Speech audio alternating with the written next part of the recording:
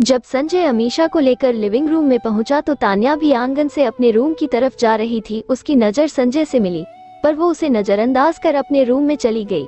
ये देखकर अमीशा को बहुत गुस्सा आया, पर वो कर भी क्या सकती थी। वो तो तान्या को दुख पहुंचाना चाहती थी, पर उसे तो कोई फर्क ही नहीं पड़ा।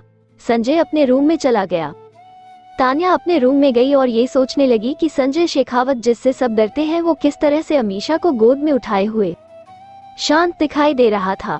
वो हल्के से मुस्कुराई और अपना हेडफोन लगाकर अपना सॉन्ग सुनने लगी और धीरे धीरे उसे नींद आ गई। सुबह हो गई थी। तान्या उठी तो उसने मारिया की आवाज सुनी। मैम, आप उठ गई, मैं आपके लिए चाय ले आऊं? तान्या ने मुस्कुराते हुए कहा, हाँ जरूर। मारिया हंसते हुए चली गई। मारिया अपना काम कर रही थी, तभी उसने संजय के कमरे से अमीशा को निकलते देखा। वो उसको देखकर हैरान रह गई। उसको कुछ समझ नहीं आया। उसे लगा कि संजय सर तान्या को धोखा दे रहे हैं। वो अमीशा को देखकर मुंह बनाने लगी। उसके मन में हजारों सवाल आ रहे थे। उसने चाय बनाया और तान्या के पास गई। तब तक तान्या तैयार हो चुकी थी।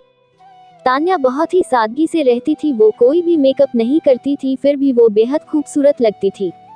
मारिया ने जब तान्या को देखा तो वो मुस्कुराई और बोली, मैडम आप बहुत ही सुंदर है। तान्या हल्का मुस्कुराई और मारिया को देखकर बोली, ऐसा नहीं है, बल्कि सच्चाई तो ये है कि आपकी नजरों में सुंदरता है, इसीलिए मैं आपको सुंदर लगती हूँ। मारिया ने जब ये सुना तो वो बहुत खुश हो गई, पर तान्या ने देखा कि मारिया उससे कुछ कहना चाहती है पर कुछ डर रही है। तो तान्या ने कहा, क्या हुआ आंटी, क्या आप मुझसे कुछ कहना चाहती है? मारिया ने डरते हुए कहा कि मैडम, मैंने अभी सर के रूम से एक बहुत ही खूबसूरत लड़की को निकलते देखा। ... मैं कुछ समझा, उद्धरण चिन्ह ... तान्या उसकी बात को समझ गई कि वो क्या पूछना चाहती है, इसीलिए वो बीच में ही बोली, आंटी आप इन सब बातों की चिंता मत करिए। ये कुछ ऐसा है कि मैं आपको समझा नहीं सकती, इसीलिए आप सिर्फ अपने काम पर ध्यान दीजिए। तान्या नहीं चाहती थी कि आंटी को कोई बात बुरी लगे, इसीलिए वो प्यार से उनकी तरफ देखते हुए बोली, आंटी क्या मुझे कुछ खाने को मिलेगा? बहुत जोरों की भूख लगी है। तभी आंटी मुस्कुराते हुए बोली, हाँ क्यों नहीं, आप चलिए मैं खाना लगाती हूँ। ये बोलकर वो किचन की तरफ मुड़ी ही थी, तब तक तान्या ने कहा, नहीं आंटी बाहर नहीं, आप मेरा खाना आज से मेरे रूम में ही लाइएगा। आंटी समझ गई और वो किचन की तरफ चली गई।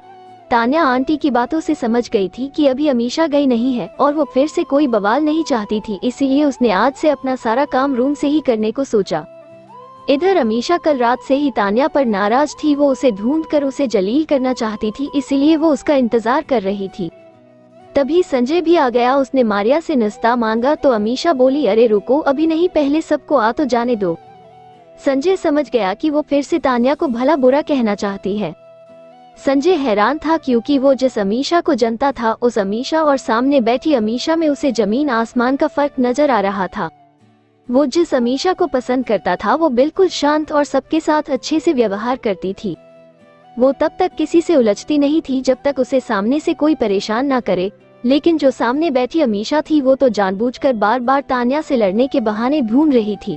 उसने अमीशा को देखा और नाराज होते हुए बोला, मुझे ऑफिस जल्दी जाना है, आज हमारी बहुत इम्पोर्टेंट मीटिंग है, क्या तुम्हें याद नहीं? संजय को नाराज देख अमीशा डर गई। वो अभी कुछ बोलती उससे पहले ही मारिया बोली, सर मुझे माफ कीजिए, पर तान्या मैम ने कहा है कि आज से वो अपना खाना अपने रूम में ही करेगी। ये सुनकर अमीशा को गुस्सा आया।